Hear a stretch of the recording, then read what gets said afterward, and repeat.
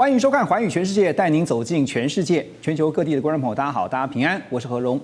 两岸大事国际焦点深度剖析，打开视野。透过 YouTube 收看朋友，请您帮我按赞、订阅、加分享，动动手开启小铃铛。也欢迎您告诉我们在哪个城市打卡收看。当然，欢迎大家多多的表达您的看法与意见。好，马上来欢迎今天的3位来宾。首先是淡江大学日本政经研究硕士班教授蔡喜勋老师。大家好，我是蔡喜勋。另外，中华战略及兵棋研究协会理事长黄继正老师。大家好。还有美国共和党前亚太区主席方恩格 Ross。大家好。好，欢迎3位老师。首先带着所有的观众朋友来看的就是这个礼拜，大家都知道国际上的重头戏就是川习会了。川普这次呢，他的亚洲行第3站到了南韩，但是呢，他不是去参加 APEC， 而最重要的，他先前一再强调他会和中国大陆国家主席习近平见上一面。果然，两人真的见上了一面，而且呢，会谈呢100分钟。虽然不如川普所说的希望谈到3到4个小时啊，但是呢，总算有谈。那么第3站南韩呢，并不是到APEC 去参加，而是在釜山和习近平来见面。睽违了6年的时间呢，这次谈了100分钟，到底有什么样的共识呢？我们说共识如此啊，这是台湾《工商时报》整理出来，我们给大家看这个图表。在特别这次的经贸交手部分啊，关税的部分，美方取消对中国大陆加征的10%芬太尼的关税，而对中商品加征的24%的对等关税会继续暂停1年。另外呢，中方也会相对应的调整反制措施。双方也同意继续延长部分关税的排除措施，另外就是管制的部分，也就是我们常讲说卡脖子哈。那么美方暂停实施9月29号公布的出口管制50%穿透性的规则1年，中方则是暂停实施在10月9号提出的反制啊，也就是稀土出口管制这个措施，同样是延长1年。好，航运的部分呢，还有包括其他，特别是在芬太尼，刚刚有讲的芬太尼禁毒合作呢，现在美方说要看中方接下来怎么做啊？实际的做法呢，美方会继续的观察，而中方呢也会做出相对应的一些回应。后续还有一些进度，川普表示说，跟习近平在很多的重要问题上面都达成了共识，包括我们刚刚提到的稀土也好，还有呢，特别是买大豆这件事情啊。那么习近平则说呢，双方要尽快的细化和敲定后续的工作，将共识维护好以及落实好。预料下个礼拜呢，美中双方就会进行这个经贸相关协议的进一步洽谈。好，但是这一次大家也关注到了一个台湾问题，这次没有谈到。马上就先来问一下黄老师哈，因为这次我们看到在事后，川普接受媒体的访问，媒体请他给自己打分数啊，说10分是满分的话，他说我是12分啊，这个还多了2分哈，显然是非常的满意啊。我先问的是，中方跟美方各自要到了什么？我觉得双方都必须要对外说是满意的，是有成果的。那么各自得到什么？我觉得基本上是双方的谈判团队，双方从川普总统的2.0开始在处理对外关系，包括对中关系，基本上不是国安团队，而是经贸团队为主。那么所以经贸关系关税谈判、贸易谈判。主导了美国对外关系，是。那么跟中国大陆也是一样，这是第一个。第二个，我认为就是双方共同有默契的决定这次100分钟。我们看大家有戴耳机，戴耳机是同步口译，同步口译才能节省时间。那么100分钟，老实讲那个中美之间的问题多得不得了，所以我觉得地缘战略的部分是双方有默契的，暂时不在这一次会谈中间，对，所以我认为是暂时缓解，在2个人会面以前拉高的这种声势，但是这个缓解是暂时性的。那战线拉长，因为中美之间的战略竞争，它会是非常长期的一个竞争，而所有的项目不一定那么快能够谈下来，所以从这个4月份的这个所谓解放日开始，一路。已经换了世界5个地点在双边在谈，但是还是高低起伏对，还没有最后的定案，所以战线必须要再往后拉长。老师，您看哈，有分析是这样认为说，美方这次要到是土豆泥啊，就是包括稀土、大豆还有芬太尼哈，简称土豆泥。中方其实你看到的是，习近平在这个两国元首会面的时候，他并没有提出要求，他只是说呢，我们要保持大国的风范，所以也有一个分析就是说，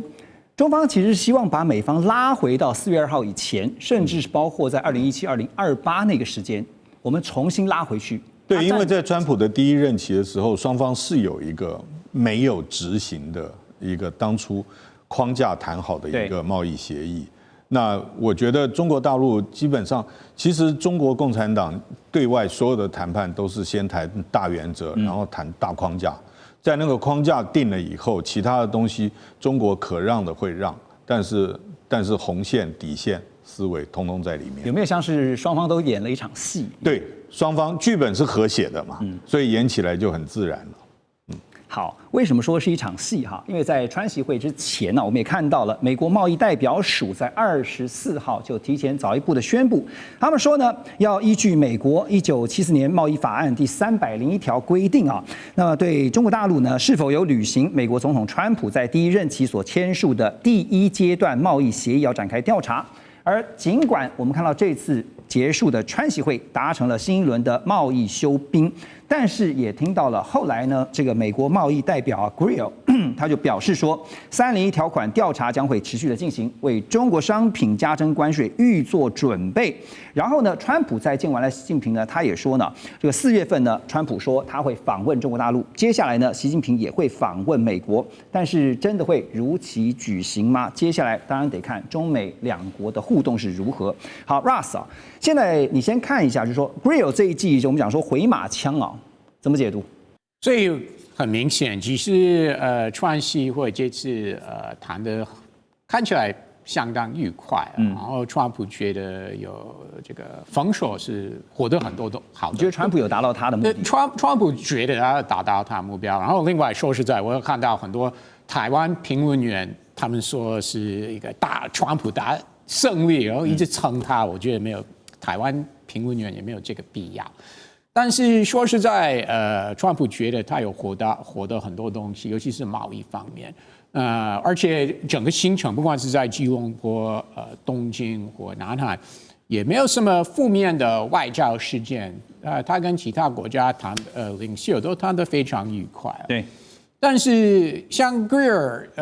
贸易代表强调这个调查还是会进行，那就很明显。不管这次怎么样谈的，跟习近平中国达成什么样的共识等等，政治地缘政治或其他的外交考量，国防国安等等，甚至台湾问题，以后还是会浮面台上，还是会影响到中美关系，这个真的是不能避免的。所以不是说好像休兵1年吗？怎么在这个会后突然又按照过去几年？那刚刚老师有提到2017、2018那年，然后川普刚上任不久，就是在第1年他访问中国，对不对？但是过了几个月，就是进到2018年，贸易战就开始了，而且川普最后两年多，那贸易战一直恶化了，中美关系整个。中美关系有恶化了，所以我们真的是要面对事实，那就是很有可能政治问题还是会影响到这个贸易关系。好，所以现在我们细看美中双方在这个贸易之间的交手哈，因为刚才特别提到了美国贸易署呢，他们也强调说未来要监督中方落实协议的情况，然后美中两国呢会设立工作组啊，确保落实打击芬太尼的相关措施。也就是说，在川习会大家所谈的一些部分，接下来就看怎么做，而不是看你怎么说了，对吧？但是我们有相关经验，尤其是在芬太尼和贸易这两个议题上，就是回到我刚说，回到川普第一个任期的时候，双方有讨论到这两个问题，有达成一些共识。拜登执政的时候也是。但是不久之后，美国还是会认为中国没有履行他的承诺，那就破局了。所以，如果我们真的要理性看待的话，可能要最安全的猜测是不久之后还是会破局了。OK， 现在就是看，就是美方可能会觉得中方说话不算话，但是呢，中方对美方也是如此啊，就是你只光说不练啊。所以接下来就看因为不是提到了吗？川普有特别提到说，他明年3月以后，会到中国大陆去访问。接下来呢，就是习近平到美国访问，但也得看两国的互动吧。我个人会认为，一直到他们真的上飞机起飞之前，就不知道真的会不会成。就像这一次的川习会，到最后一天才敲定是在釜山。是没错，因为虽然川普今年已经说了好多次，我会跟会跟习近平见面，但是一直到他真的上飞机去 APEC， 而且我们也一直不知道他会不会参加 APEC 的相关会议，那最后他没有。对，所以就是对川普来讲，就是 make a wish。至少先许个愿望，在明年3月以后能够到北京去访问。好，川习会之后，我们看到川普立刻就飞回了美国啊，他也没有去参加 APEC， 所以把这个 APEC 呢留给了习近平，让习近平呢就等于跟各国元首的互动呢成为了会议的焦点啊。其中重中之重有一个就是中日的元首会啊，习近平和新任的日本首相高市早苗见面。在31号的下午呢，中日元首的高峰会进行大约有30分钟。那日本首相高市早苗表明，希望跟中方建立建设性且稳定的关系，并且喊话说中国大陆是日本的重要邻国，同时也向中方表达对东海活动这些相关议题的忧虑。而习近平则指出，中日是重要邻国，希望推动两国之间这个战略互惠关系。不过，如果有印象的话，大家记得吗？这个川普是先在亚洲行啊，他的第2站是到了日本啊，先见了高市早苗。所以彭博也报道说呢，在跟高市早苗的会谈当中，川普就直接告诉高市说，任何你想要的、任何你需要的帮忙，我们都会在那里，我们是最强级别的盟友。哇，这句话说的怎么讲呢？啊，那蔡老师是高市，我们知道其实他一直是维持继承安倍晋三的路线哈，但是他有他自己日本现实考量的压力哈，怎么在这当中去调整未来的日美日中关系？我们先恭喜日本国诞生第一位女首相，我们也先恭喜高市早苗变成是首相，因为她一路走来还蛮辛苦，本来能不能当首相也是一个很大的一个疑问点，而且她在21日当首相到10月31日的时候，不管是日本国内，不管是国际问题来讲，我们套一句川普总统在10月29日 George Washington 的航母上面讲一句话，他是一个 winner。因为他等于说，在这么多的首脑里面，他可以说算是一个最大的胜利者。为什么？因为川普是先到了日本，那到了日本之后的话，跟我们看到高市早苗有一个非常好的关系。那我们又会看到他到了韩国，可是高市早苗的话，他的表现真的是可圈可点。他跟川普之间的话，本来就是会很好，而且我们用几个照片来去给各位观众做一个解释。这个都是官网的照片。那官网的照片的话，我们用4张去做解释的话，你会看到28号他见到川普的时候，除了这一张之外，有很多张，他们都是一个非常亲密。而且我们看到高市事实上是一种好像发自内心很开心，甚至在George Washington 上面呢手高起来，非常开心的。当然也有一些日本民众是批评他了，也有这么样的批评。可是呢，我们看到他跟李在明韩国的总统也是关系很好。那为什么会很好的一个很大的原因，他很聪明，在10月21日当选之后，他就开了一个记者会。记者会他上面就说：“我非常喜欢韩国，我喜欢吃韩国的海苔，我喜欢用韩国的化妆品，我喜欢看韩剧。”所以李在明就送他韩国的化妆品，送他的一个海苔，这个是他做的非常好的一面。而且他会看到，我们看到了习主席的话，事实上他们也是突然去巧的在29号的话才去瞧说可不可以跟习主席见面，这个中方有释出一种善意。逝去之后的话，但是在3个小时之前还不是很确定可不可以见了面。但是我们看到为什么高市做得很好的原因，看到他个人的 X， 他看到跟习主席见面的时候，习主席就跟他打招呼，他跟每个人都打招呼说：“我是新人，跟你们打个招呼。”那习主席露出微笑，很多人就为什么习主席会有微笑？很少这样。不过问题就来了，在正式的会面上面来讲，你会看到他的手跟这边的手都完全不一样。不管是跟川普，不管是跟李在明，手都是很近的，还是很亲密。但是跟习主席的时候手就是伸长的，他们有去教他过，你手要伸长，不可以被他拉过去，等于是我跟你保持距离，你拉我拉不过去，然后脸的微笑是会有一点的不大一样。所以我们看到习主席也讲到一句话，就是战略的互惠关系。刚刚主持人你所说的安倍路线呢，高市长嘛，在这一次的模式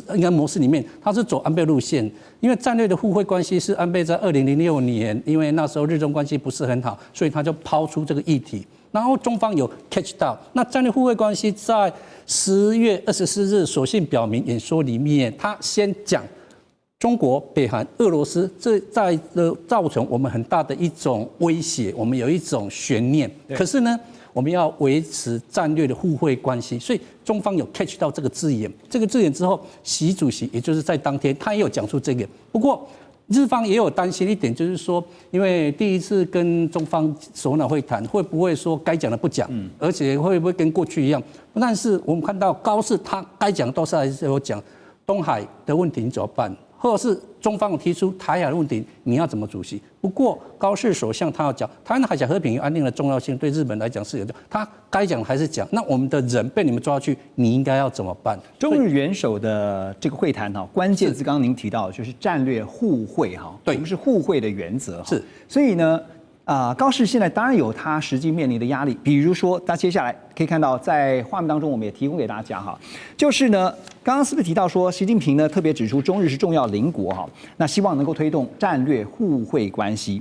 日本共同社则报道说，美国财长 Bessent 他针对日本采购俄罗斯的液态天然气是 LNG， 他表示说呢，我认为日本会花时间逐步摆脱这种做法。所以报道也认为说呢，这个 Bessent 这一番话是在暗示这个应该要停止买俄罗斯的能源。而且 Bessent 也透露呢，日本会参与阿拉斯加的新的能源管线的计划。所以接下来这个问题压力就到了高市这边啊。可对日本来说讲白一点啦，买俄罗斯的天然气比买美国的天然气或石油要来的便宜啊。回到了成本问题啊，怎么解决？他们有想过这个问题点，早就已经模拟过了，因为他买。这是俄罗斯，但是已经跟他签约，然后厂也都盖了。如果说他不买的话，等于是中国会整个便宜买过去，所以他有明白告诉川普，我们暂时没有办法去做这一种处理掉。对，而且他说，川普你这么的要求的话，其实最后开心的是中国跟俄罗斯嘛。那他没办法，就是说把它就是马上就切掉。而且投资阿拉斯加的话，它需要很久的一些时间，它的费用也会很大。那费用到底是哪里？可是。让我们会觉得很惊讶的地方是，日本答应要投资美国，日币是叫做80兆，美金是5500亿。我们一般都想说，这个钱从哪里来？但是我们看到这一次川普去拜访日本是从27、28、29、28日的话，理论上应该是由日方去办一个晚宴，就请川普吃东西，但是他没有。川普是在美国大使馆，就是在东京阿卡萨卡去宴请日本的商业界的一些大佬们。大佬们一去就说我们投资60兆日币80兆，他们已经拿出60兆出了，这个让我们很惊讶。包括软银，包括东芝、Mitsubishi，包括我们要投资 AI 的那个基础建设，或者是所谓的稀土，所以80兆他已经找出60兆，只差20兆，这是让我们很惊讶的一点。其实日本几乎是美方所开出的清单，几乎是照单全收了。对，除了这个能源的部分可能窒碍难行，恐怕之后还有一些需要去讨论的部分。那等一下回来呢，我们就要来关注的就是呢，在川习会之前，大家有印象吗？川普竟然丢出了一个让各界都很震惊的一个说法，就是呢，美国要恢复核测试。马上回来。2025全球局势必须关注，中美赛局牵动地缘风险，连带影响台海两岸未来。环宇全世界，关心全世界，权威分析，专业观察，客观立场。每周6日，请您准时锁定，一同关心全球大事的瞬息万变。欢迎您继续回到《环宇全世界》。在川习会举行之前呢，我们也看到了2个事实。第一个就是央视军事频道呢，在社群媒体上面，微博发布了一个影片就是显示呢，有好几架的歼十战机以战斗编队飞到了某个目标空域。另外也看到了多架轰6K 战略轰炸机到台湾周边的海空域展开模拟对抗训练，同样也没有说明这个具体的地点在哪里。路透社的报道就指出，轰6K 是可以搭载核武的战略轰炸机。另外一项事实呢，就是呢，川普在空军1号上啊，他是告诉记者，因为他那时候正好要在这个川普跟习近平的会面之前，他就特别告诉大家，美国要恢复核测试啊。他说呢，因为呢，他指的是其他人啊。似乎全部都在进行核测试。那我们多年之前已经停止核测试，但是既然其他人都在做，我认为我们也应该跟进。好，所以呢，解放军这边派出了可以搭载核武的战略轰炸机，但是必须说啊，并不是进行核测试。可是川普摆明的就是明示说，美国要恢复核测试。这种双方一来一往啊。最近有一些分析是说，大家都在拉高核威慑这样的一个态势，但重点就是要改变对方的战略思维。黄老师怎么看？针对释出的影片来讲，我觉得可能是一种巧合，也有可能是在这个领导人会面前的一个算是讯号，释放讯号。但是跟我们今天刚刚就是主持人讲的这个主题，并没有直接的关系。我们今天谈的主题是更基础的、更根本、更结构的问题。是，第一个就是美国的核能量啊，就是核战略的这种威慑的能量，受到了一些挑战。受到挑战包括3个，第一个就是俄罗斯在俄乌战争的时候曾经有威胁过，说要提升这个核的战备。对。那这个还是比较少的，比较大的是中国大陆解放军的火箭军的核弹头的数量以及发射井的建造数量的速度，让美国高度的警觉。换一句话说，中国大陆过去因为核弹头数量比较少，所以不首先使用核武，只具备第2级的报复能力。但是当你手上家伙多了以后，会不会改变你的核战略，变成首先使用？这个就变成是一个问号，它从被动变主动，对它的几率会增加。这2个变化，再加上第3个因素，就是美国的这个主要的核武，包括陆基的洲际弹道飞弹，那个发射井都已经70多年了那它的维修费用很贵很贵。那长期以来，因为都没有使用嘛，所以在维护上面的花费，以及它过去的设备老旧，我们再想想看，那个50年前的电脑，就算有很好的电脑，你拿到现在跟现在高新技术来讲，你会觉得有很多必须要改进的地方。所以美国本来就有，川普是这一次讲，但是如果你有注意美国的政策说明的话，就包括副总统 J.D. Vance 也讲过，就是美国的整个核武力必须要有一个全新的计划，那个是分30年要花1.5兆美元去做的提升计划，本来就有。那这一次川普拿出来在飞机上这样讲，他当然有讯号、有新闻性，但是美国已经在着手在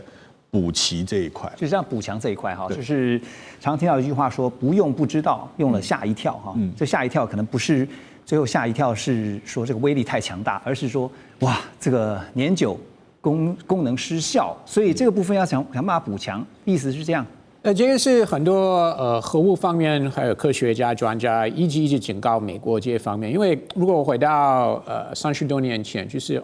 冷战结束的时候，然后后来波斯湾战争之后，那就是90年代有所谓的和平红利 （peace dividend）。对，就那个时候美国国防预算包含这个核武方面，就是真的是减少，然后后来。美国911被攻击，然后就进入这个防空 War on Terror 在中东打仗20几年，所以主要的军事投资没有在核武这方面，也没有在海军那边，所以最近几年美国也是在减船海军那边也是在补充了，所以核武说实在，在过去30多年，它应该有得到的资源。是没有得到了。那这个真的是很多专家一直警告美方，真的是要改进。但是所以川普认为该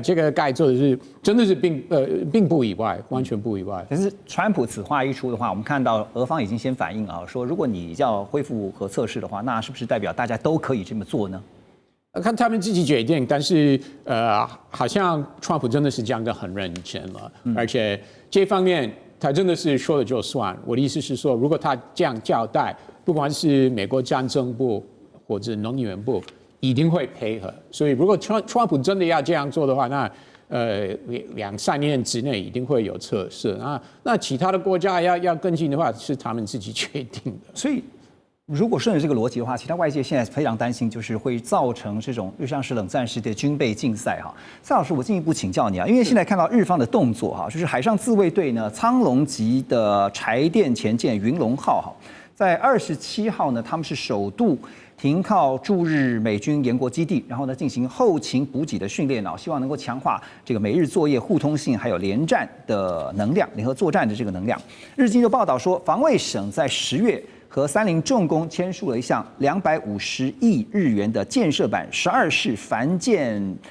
飞弹增程改良型的量产合约，规划在2027年的财政年度要正式服役啊。那但是呢，这个改良型啊，就是12式的反舰飞弹增程改良型，这个自卫队的装备是已经开始服役了。他们现在是把原来的12式的这个反舰飞弹，大约只有200公里的射程，现在要增加它的射程到900公里左右。未来呢还要上看1500公里。那也特别强调它是逆中的，那无非就是希望能够降低它被侦测、被打击的这个几率哈。那未来呢会要负担这个包括日本远距打击装备的主力。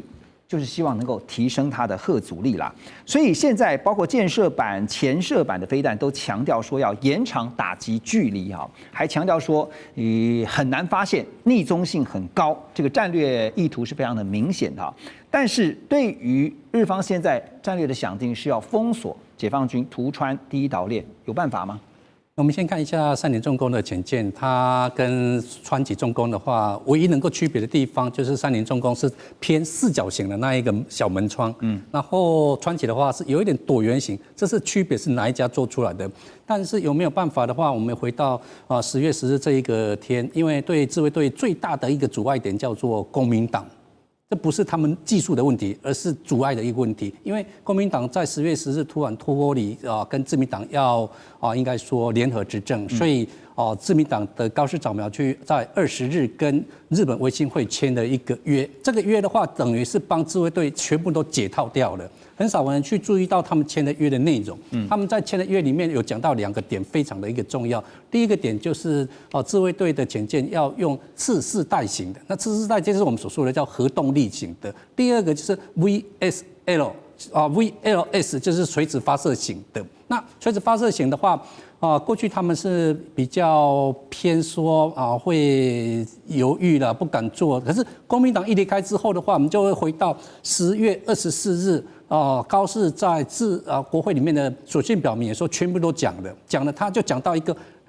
两三个很重要。第一个点就是在2027年本来会预计达到 GDP 2%的防卫预算费，那他讲到提早2年，也就是在今年的追加预算，差不多最近要开的。那如果追加预算加上去的话，是以2022年为基础，应该会来到11兆日币的预算。现在的话，在3月通过的话是8兆6691亿，加上的话，它的钱自然就会下去。而且有没有办法做？他又讲到另外一个点，叫做安保三文书，也就是国家安全保障战略、国家防卫战略、防卫力整备计划，在明年底之前要重新整个的规划过。这一规划过之后，他们的战略思维整个就会全部改过来的。而且我们再看一下，它跟日本维新会里面签的，也就是长期的那一种飞弹，可能很少人会注意到，事实上日本维新会比应该说比高市还右边，他们的思维跟国民党像一个刹车，所以自卫队本来有一个加油器，就是自民党。有一个刹车器就是国民党，可是这个刹车器已经拔掉了，就是我全力往前冲了，就2颗引擎往前冲，油门踩到底。那这样对日本来讲不是更不利吗？对日本的安全对他们来讲是一个很正面的一种讲法。为什么？因为他们确实感受到中国军力它发展真的非常的快，非常快的话，他们也发现他们的一个潜舰力量的话，虽然说是很安静，但是中方的是核动力那个力量还是真的很大，所以他们需要的是一个比较长期的能够潜在里面，不用上来什么又发电要空气的，所以。国民党一离开之后，这是整个自卫队等于是大解放那一种感觉。10月10日是他们的转换点，而再加上说美方这部分又没有特别的拦阻嘛，对不对？就是说这个川普呢，我们刚刚特别提到他在建高市早苗的时候，他不是说吗？他说任何你想要的、任何你需要的帮忙，我都会在这里。我补充说明一下，我真的认为不久之后，川普会向日本说，你国防预算 GDP 2%，真的不够。真的是不够的，所以会到3，甚至更高。假设台湾来进的总统说会达到台湾 GDP 5%，对不对？2030年，对不对？那如果台湾真的做得到的话，美国一定会邀请日本做到。2%这个问题点的话，事实上日本他们早就已经规划好了。为什么？因为本来是说2027年要达到2%，现在已经是2025年就会达到2%，但是他们心里本来就有预算。那预算的话，就是说将来还是会持续往上拉。那会拉到多少？会到往上的话，现阶段他们会说我们是无上限。主体上去讲，主体上去讲的话，大概心里讲的就是跟北约一个概念，就是3.5那一种感觉。可是2绝对不是一个终点，它绝对是往上拉，而且它就是在视线已经推演过去，所以川普这一次没有一下给日本难看。我要求你这么多，包括他们的战争部长，也就是说，我们没有要求日本是什么，日本是主体性去推的。那主体性推的话，这个2%绝对是不够的。Ross， 刚刚你提到这个问题啊，意思就是说，其实现在未来有可能，这个日本对于它的国防预算是上不封顶了哈。但是美国必须要证明它是长期日本的盟友啊，那总要拿出像个样子的盟友的样子，不是吗？其实很多人，不管是欧洲、南韩、日本等等，都是批评川普，说川普对这些盟友的关系没有，就是不能对川普有信心。但是我们看，在今年呢，他跟北约秘书长或北约主要国家见面，元首见面几次了。那因为这次亚洲行跟南韩总统、日本首相见面。他也没有说美国对这些盟友的关系有什么退出或不支持的概念，对不对？他完全他的动作都是显示他很支持这些盟友的关系。OK， 那你还是得用行动证明，不是吗？他的行动不是美国有什么行动？他也没有撤军啊，他没有从南韩或日本撤军，对不对？他当然会要求他们提升国防预算，而且对美军就是驻日驻韩美军，当然他会希望对方负担会更大，他本来就有这个概念，但是他也没有说要撤军啊，对不对？而且他这一次回来也没有说要减少军事联系，对不对？第一个任期常常有提到。尤其是那个时候，他要跟金正恩见面，他说那我们跟南韩减少军事联系，他这次也没有说了。OK， 不过说到了这个动作哈，这次倒是有一点蛮有趣的。川普到日本啊，不是经过国际空港，而是直接从横须贺直接进到了日本，这点倒是蛮有趣的。我们休息一下，马上回来。2025全球局势必须关注，中美赛局牵动地缘风险，连带影响台海两岸未来。寰宇全世界，关心全世界，权威分析，专业观察，客观立场。每周6日，请您准时锁定，一同关心全球大事的瞬息万变。欢迎继续回到节目。川普这次的亚洲行，其实重点并不是在 APEC， 因为他在见完了习近平之后呢，立刻就飞往了美国飞回去美国。那外界也报道说呢，其中有个原因可能是要参加万圣节的 party， 因为很多其实并不是因为美国自己的问题有非常的多。美联社就报道说，30号晚上呢，这个白宫虽然有很多的万圣节庆祝活动，但是美国国内的情势恐怕是让川普赶快飞回去的重要原因。因为美国政府在10月1号关门了，很多的联邦工作人员已经领不到薪水，数百万美国人也越来越陷入一个缺乏基本联邦服务的困境还有一个更大的问题，就是美国参议院在30号呢，以51票对47票通过了一个决议，否决了川普针对超过100个国家现在所实施的全球关税政策。其中呢有4名共和党倒戈投下了反对票哈。这4名共和党呢分别来自缅因州、阿拉斯加州，还有呢2位是来自于肯塔基州啊。那在肯塔基州呢，后来有一些分析就说呢，因为关税政策让他们的出口受阻，报复增加，消费成本上升，会影响到他们的选区的选民，他们的工作跟相关的产业。缅因州跟阿拉斯加州呢，这个背后也是有原因的，因为跟加拿大有密切的经济贸易连结的考量，所以呢，这次4位共和党议员投下了反对票。而根据英国金融时报呢，他们报道说，川普政府台面上常常会攻击的一件事情就是 WTO 世界贸易组织。可是最近有一个动作引发了大家的好奇就是美国缴了2500万美元的费用，把这个之前拖款不缴的 WTO 的费用缴清了那所以呢，现在就来看就是说，川普现在要面对的是他美国自己内部，包括发动关税所引发的压力。所以 Russ 这个关税工具现在连自家人共和党的议员可能都没有办法挺下去，是因为这些议员背后也有他来自选区选民的压力，是吗？只有几位而已对不对？所以四位参议员，共和党籍参议员，对关税的意见跟川普不符合，那这个不代表是全部的共和党国会议员多数还是会很支持川普，这是事实。而且国会针对关税怎么说或怎么投，目前不是重点，重点是这个问题已经是进入最高法院。那万一最高法院说川普这样实行关税是没有符合法律我相信川普团队还是会找其他的法律依据再次提升关税了，他们真的会往会往这个方向走了。对，所以将来3年多，川普这个关税政策还是会，我认为还是会继续下去了。那你怎么看最近突然把这个积欠 WTO 的费用给缴清这件事情，是为了要减少未来万一到最高法院这个被最高法院的判决不利于现在的这个关税政策所带来的冲击吗？我觉得不能排除美国还是会采用 WTO 的管道来投诉其他的国家对不管是关税或非关税贸易壁垒等等，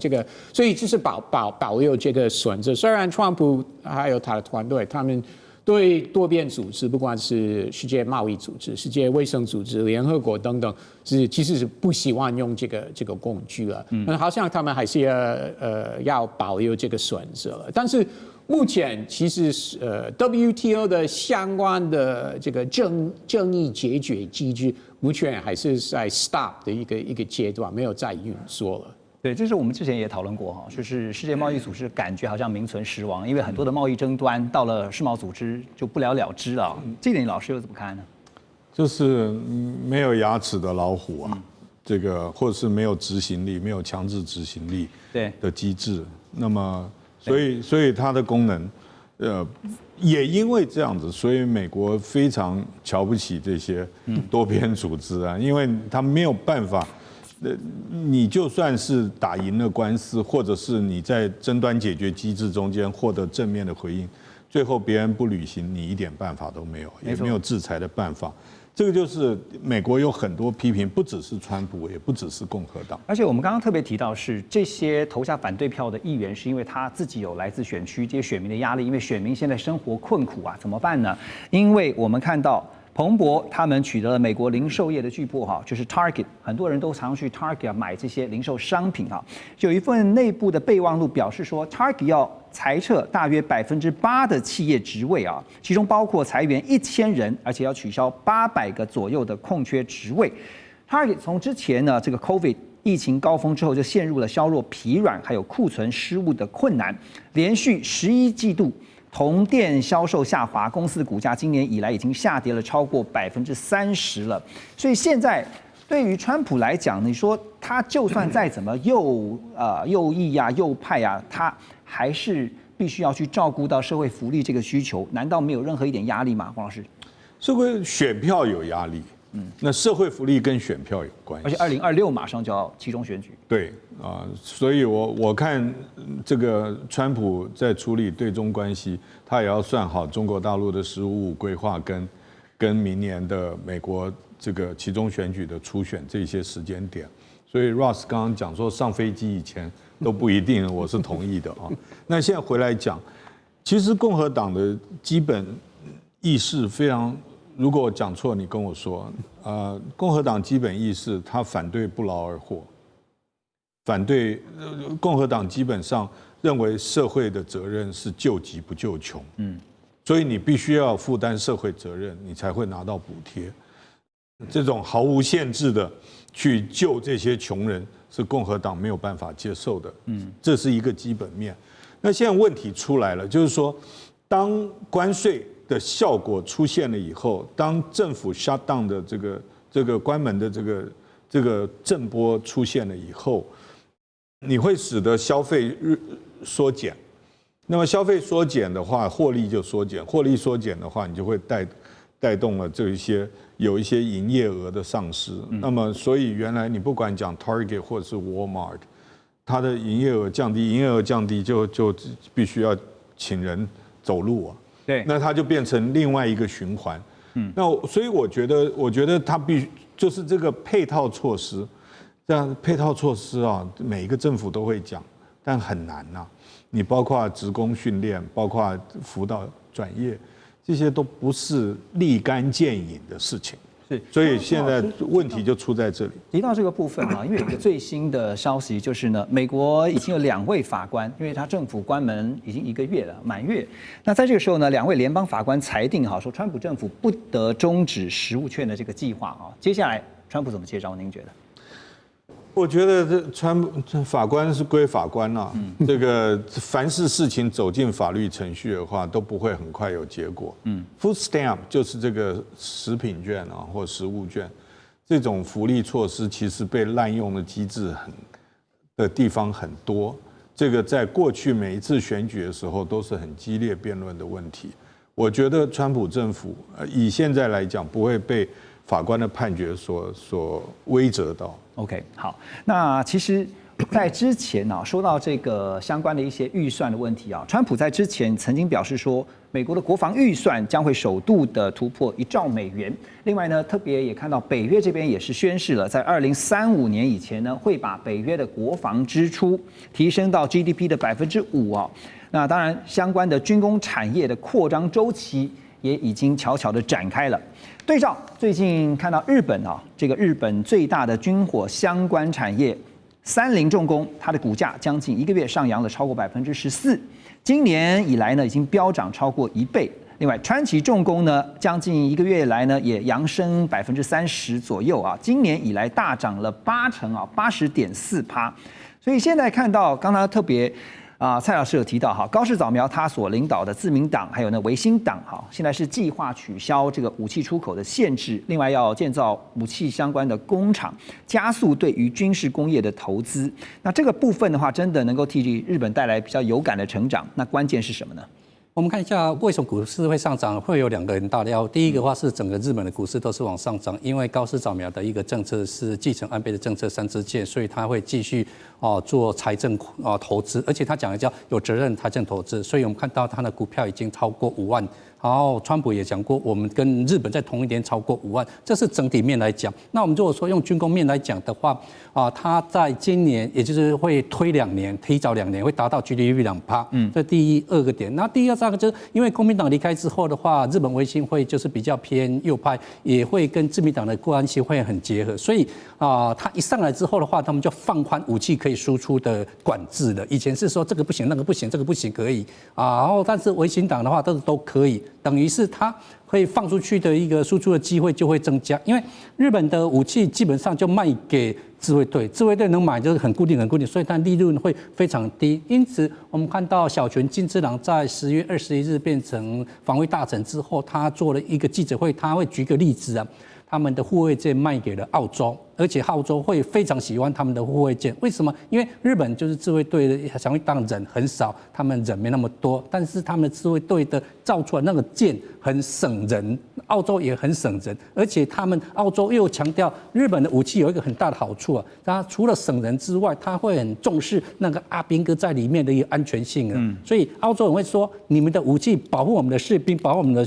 人，他们很开心的。第二个的话，就是他们的防卫会改变的，从一个防卫型变成攻击型。完攻击型之后，新的武器自然就会出来，特别是在潜舰上面的话，会带动三菱重工或是所谓的川崎重工。但是他们解除这些出口限制之后，到底会不会卖给台湾？好问题，你觉得呢？说法呢，还是私底下的有外交的答案也有可能吗？非常不方便，非常不方便，非常不方便，因为实在有难度。这个的话，你如果说用潜舰来讲的，直接卖会有难度。可是他们有一种概念，就是弹药。弹药的话，就是战争一进去这个技战能力。技战能力的话，他会说我们的弹药就嘣嘣嘣一直打，一直打，一直打。如果说我们不提供给台湾，将来谁会提供给我们？这个倒是有，就基础的东西会消耗品的话会有。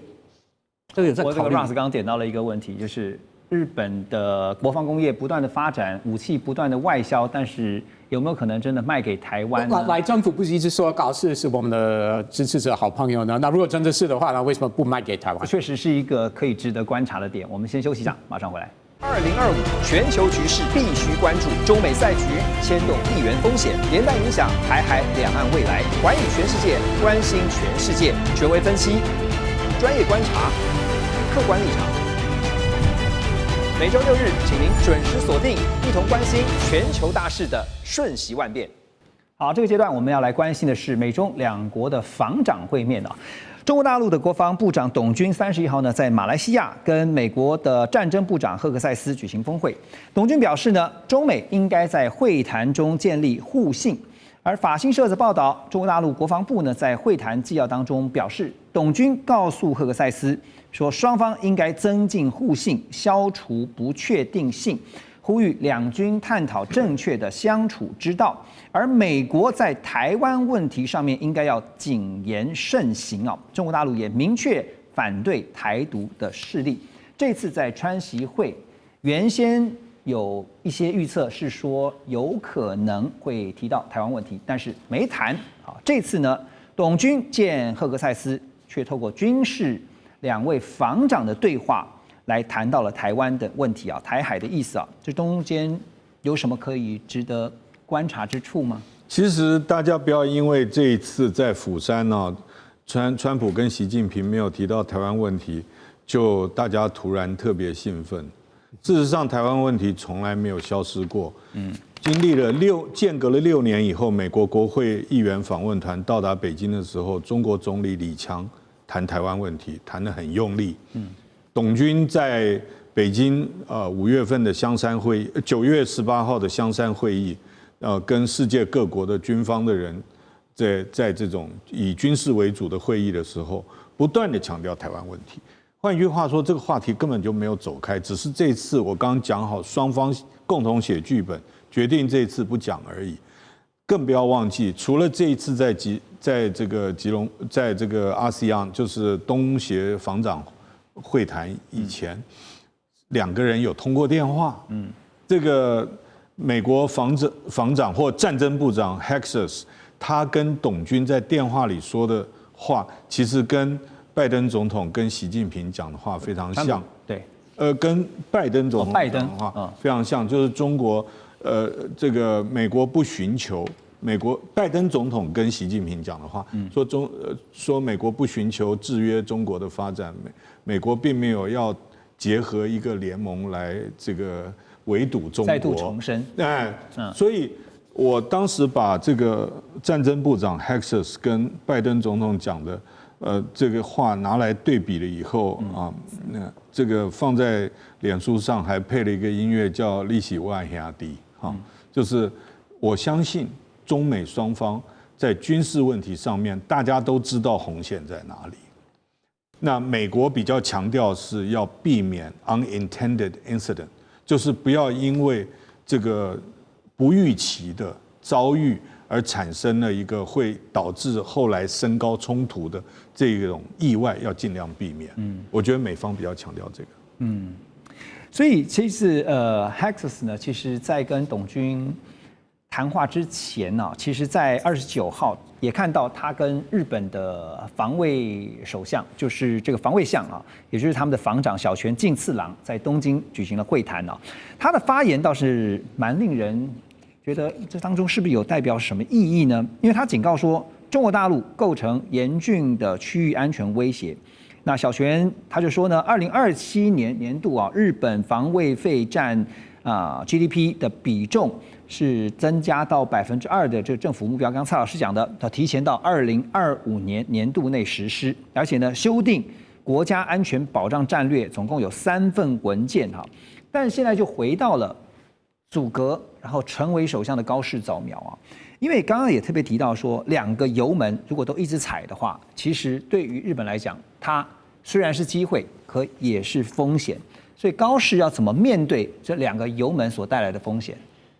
他现在的内阁支持率啊，大概所有的媒体来看的话，大概是65%到75%，整个平均下来大概就是70%，所以它是非常高的。那非常高，以过去的例子来看的话，非常高，它大概都会往下降，只是说降的速度有多快，会降到什么程度。如果说能够降到差不多50%的话，然后拉长，它等于可以变成是长期执政。那它所面临的比较小的问题点，第一个是熊。你听起来很奇怪，因为日本今年熊会跑出来，这是民生问题，他有要求政府你要去好好处理。有熊出没，对，有熊出没，而且会伤人，会就是让受伤。他好像处理的还不错，是暂时这个没有问题。第二个就会进入到参议院，因为他没有过半，虽然说众议院可能差个1席2席，跟日本文学加起来再抓1、2个，大概应该是没有问题会过。可是，在参议院的话，那个席次就没有到，就落差很大。那他法案等你有差这么多，你没办法法案通过。另外一个，他必须要去处理一个很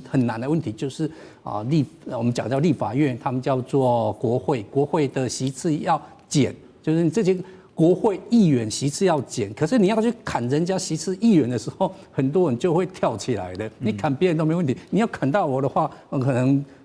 可是他已经跟人家答应，日本维新会答应，很多人都希望去减，所以国会席次他怎么去减，他必须要面临出来，而且他必须要把国民，因为现在国民对他期待大概平均70%，就是经济要变好，你要减税，我的所得要增加。如果说给你一点的时间，你还是就那个拿不出来的话，国民自然就会反弹出来。所以他刚开始上任的时候都会有一定的蜜月行情嘛，对不对？对。那但是老师刚刚提到说他要解散这个，比如说众议院。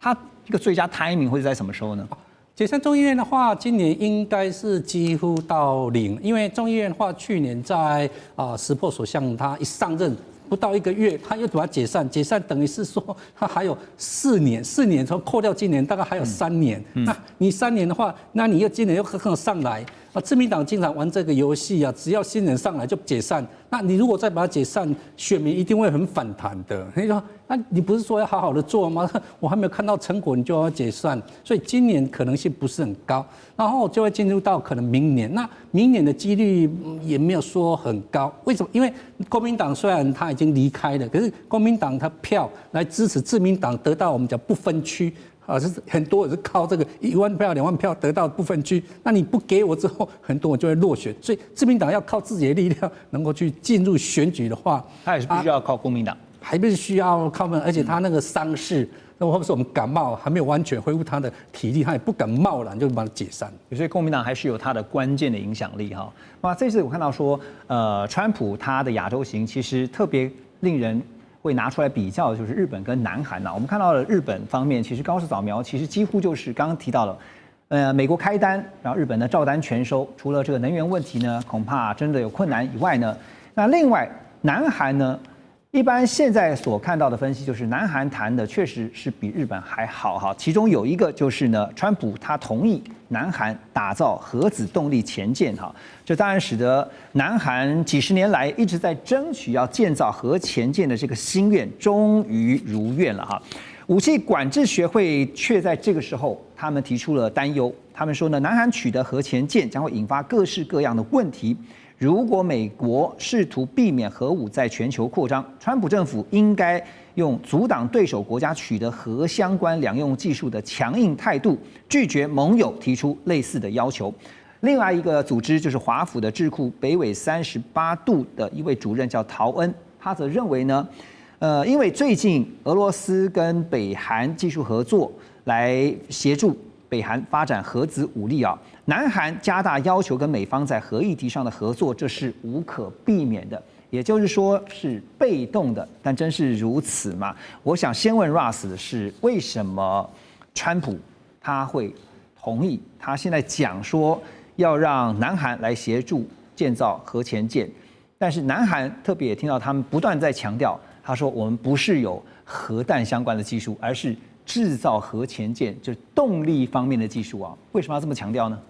为什么川普不会同意？这样美国厂商会赚钱嘛，对不对？而且钱真的是不少，有利可图。当然，川普是生意人，我都知道，他是很 transactional， 很这个什么都是交易了，对不对？对。所以美国国防相关产业能赚钱啊，川普也很高兴。而另外，川普也我们今天有讨论过，不管是日本、南韩，川普一直希望这两个国家提升国防预算了。所以其实川普没有什么理由要拒绝了。但是很多事情就是看风险跟机会嘛。南韩有了制造核潜舰的机会，可是相对来讲的风险是什么呢？北韩听到了，北韩受得了吗？但是北韩还是会继续发展它的核武，这已经是20多年的。